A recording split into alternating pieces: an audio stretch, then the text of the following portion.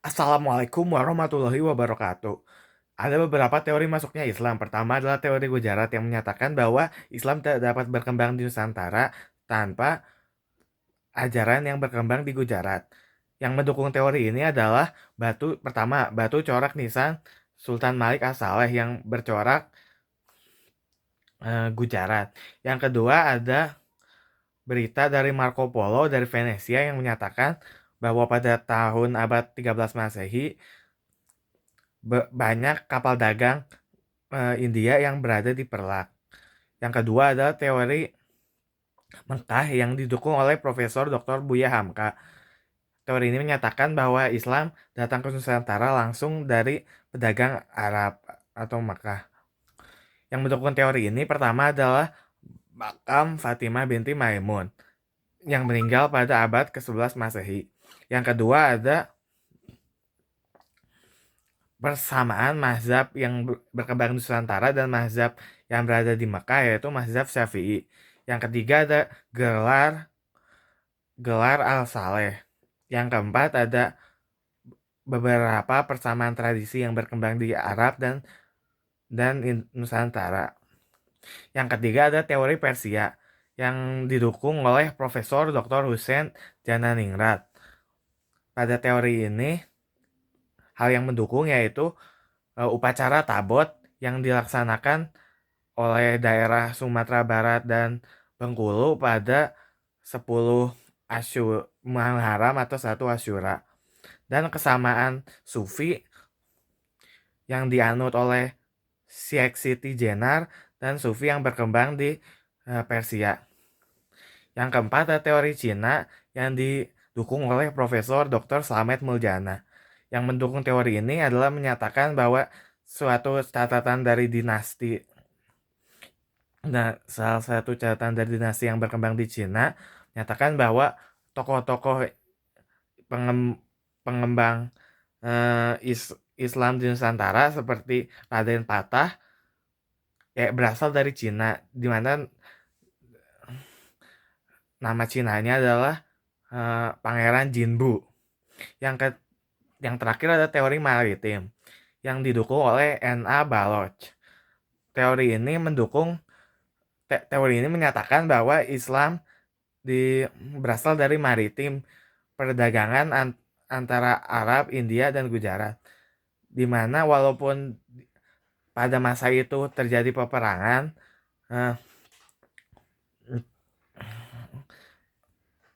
pedagang-pedagang dari Arab tetap bisa meninggal di Indonesia dan menyebar agamanya.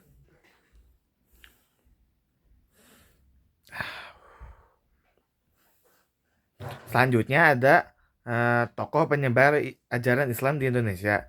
Pertama ada Sultan Malik Al-Saleh, Sultan pertama Kerajaan Samudra Pasai, yang adalah kesatuan dari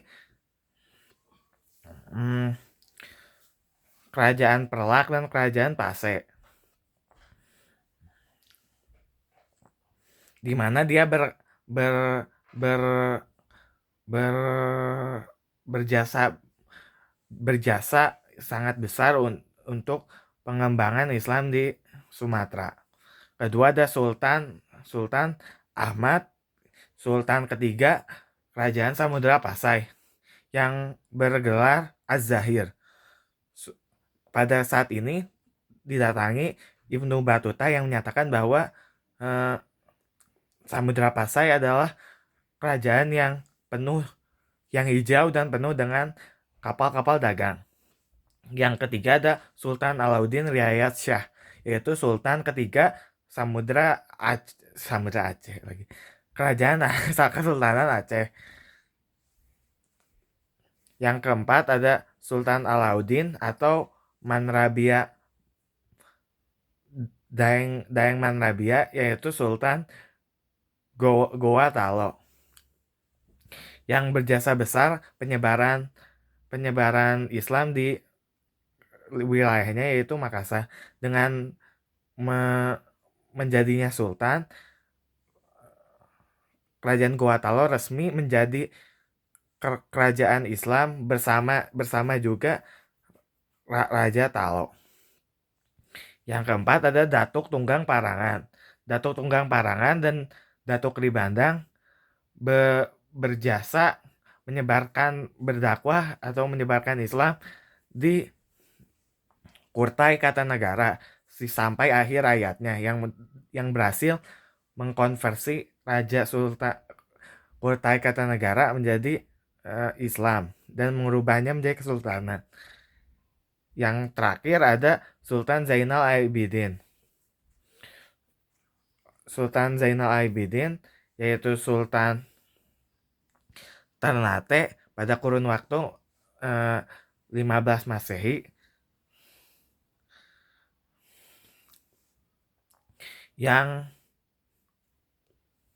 Sultan Zainal Abidin berhasil sebagai Raja Ternate berhasil mengislamkan wilayahnya. Terakhir ada para wali Songo. Pertama ada Sunan Gresik, Sunan Ampel, Sunan Bonang, Sunan Giri, Sunan Derajat, Sunan Kalijaga, Sunan Kudus, Sunan Muria, dan Sunan Gunung Jati. Keteladanan yang dapat kita dapatkan dari para ulama tersebut yaitu pertama adalah hidup sederhana, ketiga gigih dalam berjuang, keempat mendalamkan ilmu agama, keempat produktif berkarya seperti karya-karya dan kitab-kitab yang dibuat para ulama-ulama tersebut, kelima ada menghargai perbedaan.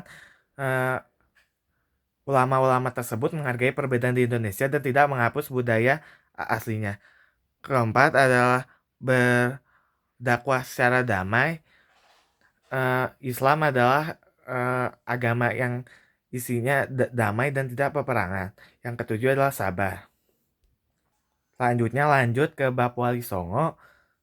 Pertama, Islam itu masuk ke Indonesia pada abad ke-7, tetapi mulai berkembang pesat pada abad 15 dan 16, dimana karena berkat tokoh-tokoh yang bernama Wali Songo.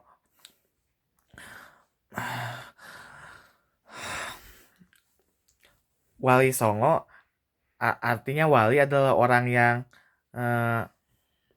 Wali Songo berasal dari kata waliluya, yaitu orang yang dicintai dan mencintai Allah, dan Songo atau 9.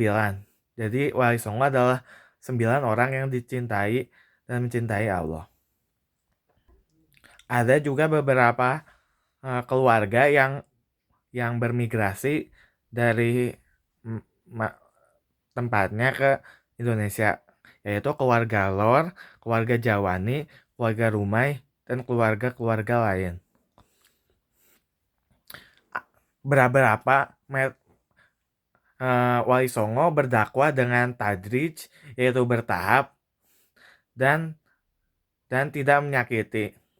Selain itu juga memiliki metode-metode dakwah, yaitu berceramah, bertanya jawab atau diskusi, memberi keteladanan, pendidikan, bid'ah dan ekspansi, kesenian, dan silaturahim.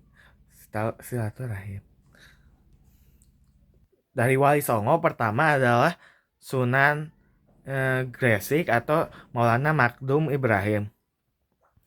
Dia itu tidak berasal dari Nusantara tetapi diperkirakan dari Afrika Selatan. Dia datang sebagai Sunan pertama yang masuk ke Jawa pada tahun 1404 Masehi. Wafat pada tahun 1479 Masehi di desa Gapura, Gresik. Dia berdakwah secara damai dan berhasil menarik simpati rakyat-rakyat Majapahit dengan itunya yang sopan, dengan dakwahnya sopan, santun, dan dia juga menggunakan pendekatan politik dan perdagangan,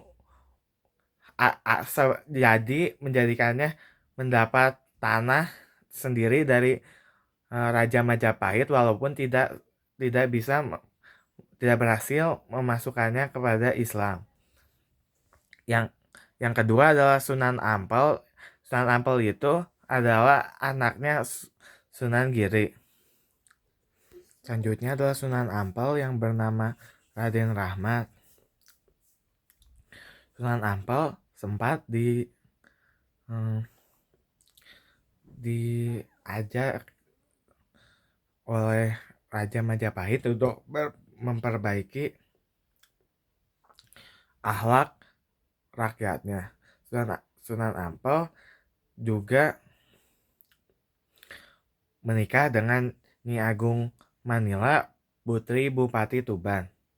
Dan Sunan Ampel terkenal dengan 5 larangannya, yaitu moh 5, yaitu moh main, moh ngombe, moh maling, moh maden, dan moh madet. Dan juga mendirikan pesantren di Ampel sebagai pusat pendidikan Islam. Pesantren ini sempat dikunjungi oleh Raden Patah. Yang ketiga ada Sunan Bonang yang bernama asli Raden Makdum Ibrahim. Ini sama putra Sunan Ampel ya, putra Sunan Ampel. Metode dakwahnya yang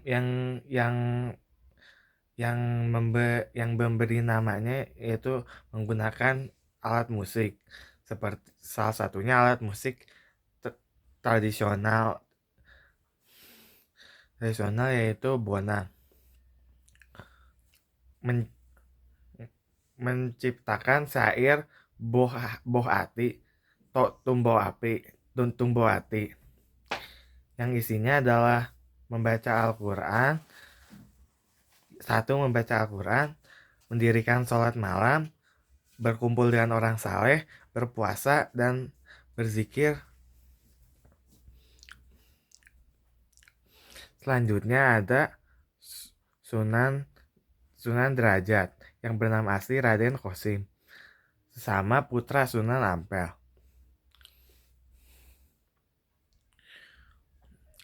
Sunan Derajat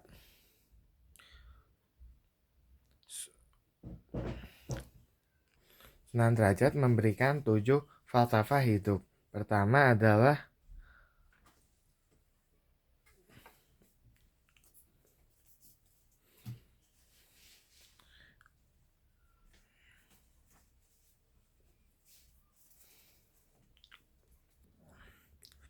selanjutnya ada Sunan Kudus yang bernama Said Jafar Shadiq Azmatkam.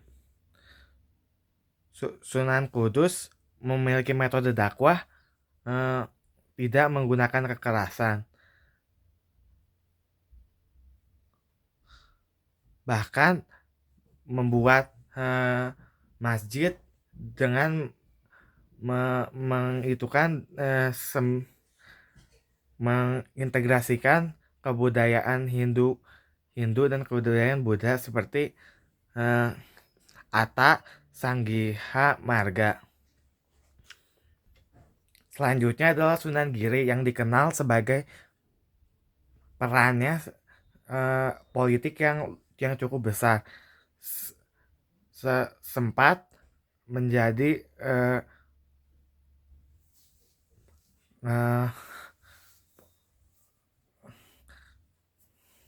penguasa atau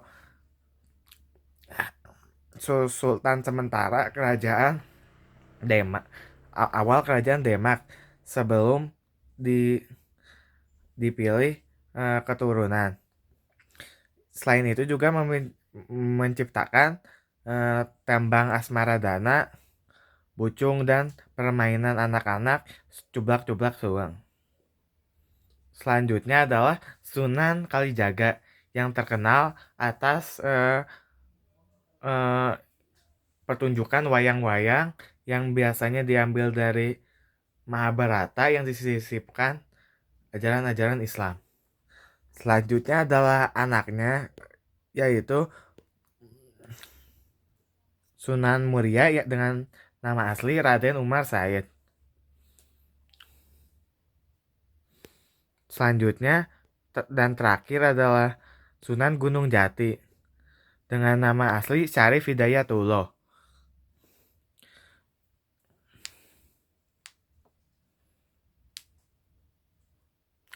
Memiliki metode dakwah, nasihat yang baik menggunakan cara yang bijaksana, berjenjang, ta'awun, saling tolong menolong dan berbagi